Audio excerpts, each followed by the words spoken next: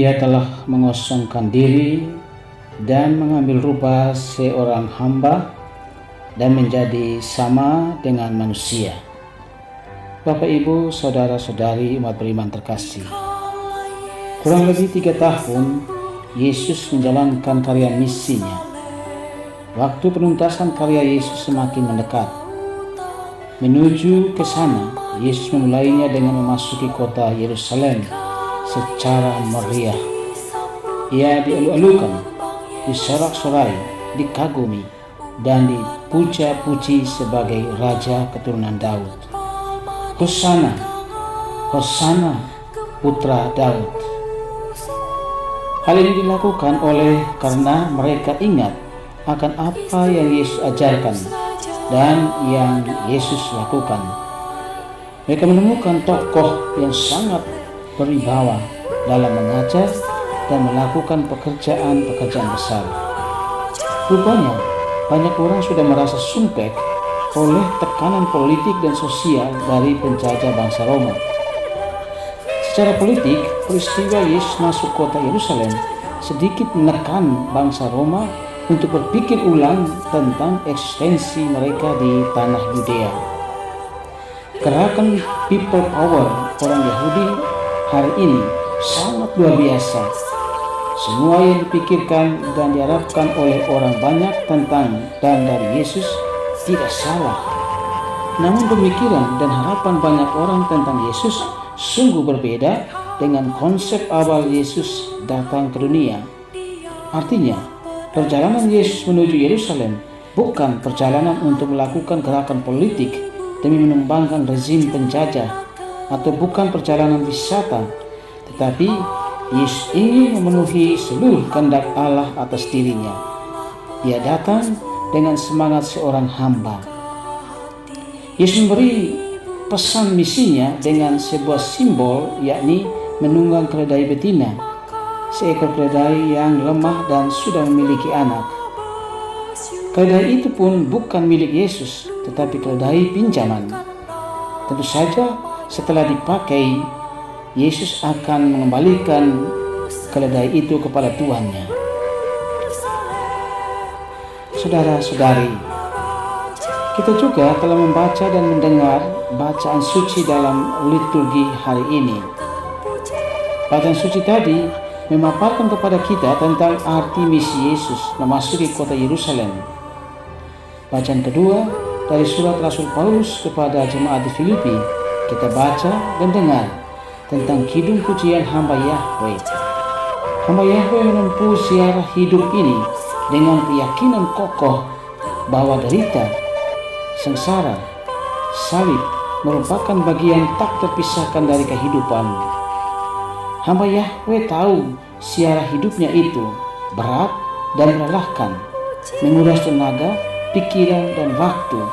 Namun ia tidak mundur dan menyerah kalah begitu saja. Ia tahu dan sadar bahwa Allah lah kekuatannya.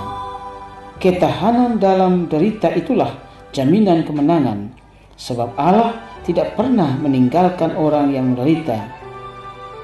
Hamba Allah yang menderita menyadari tugasnya, yakni menghibur yang letih lesu, yang berbeban berat, mendengarkan sabda dengan penuh perhatian.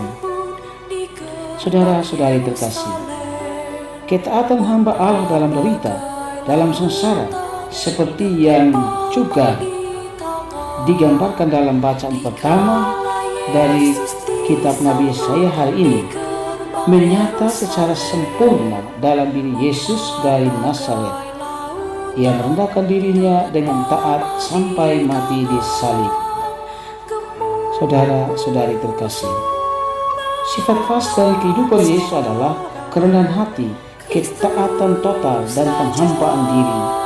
Dia tidak pernah ingin menguasai manusia, apalagi mengeksploitasi manusia demi kuasanya secara politik. Yesus hanya ingin melayani dan setia mengikuti jalan yang sudah digariskan Bapanya. Ia tidak pernah ingin meninggikan diri, tetapi hanya mau melepaskan segala kehormatannya demi kepentingan banyak orang.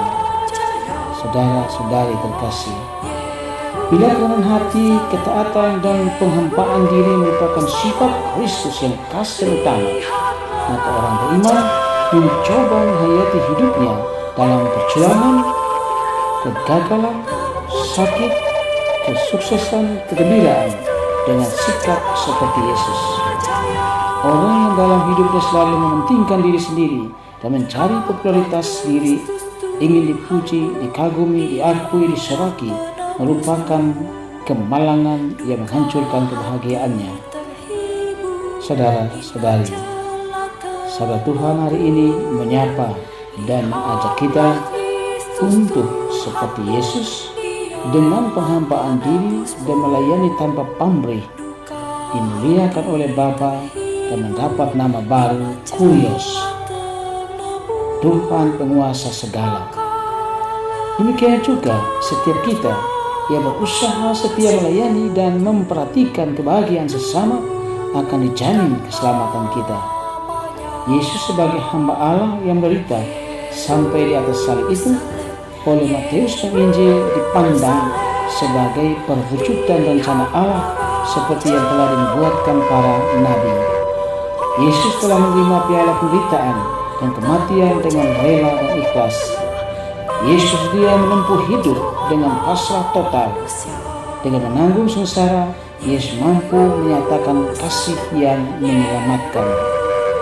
Saudara-saudari, dengan mengalahkan derita dan maut mengakibatkan kita boleh memperoleh keselamatan. Sengsara, kematian di salib merupakan jalan yang terbuka lebar bagi kita menuju keselamatan dan hidup secara mulia dalam Allah. Dari salib terpancar kemuliaan kebangkitan, dari Golgota menuju surga. Semoga kita bisa. Tuhan memberkatimu semuanya.